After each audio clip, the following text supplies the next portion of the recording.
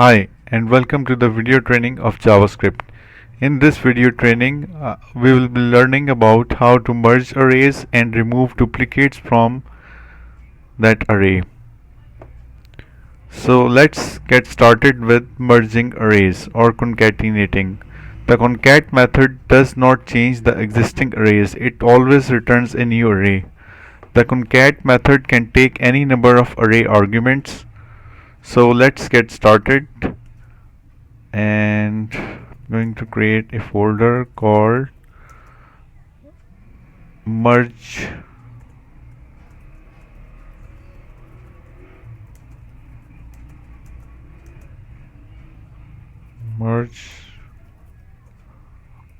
and I'm going to create a file called index.html. Okay, here going to start a script tag in which we will be writing our code. So we will be defining the first array 1 equals, we have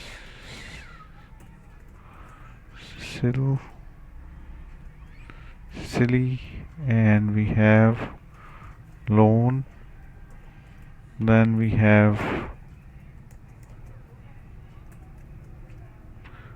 Emil, 2ps, and Linus.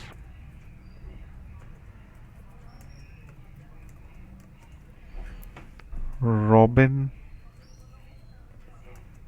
and Morgan. Here I am adding an item which is a repetition from the array 1. Okay, and the last array is my children, and it is a concatenation of array 1 with array 2 and array 3.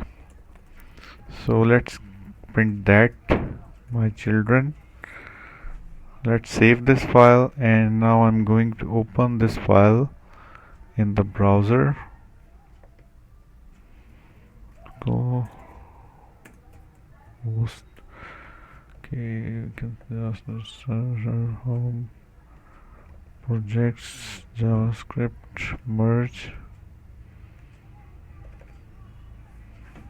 Okay, let's open the console.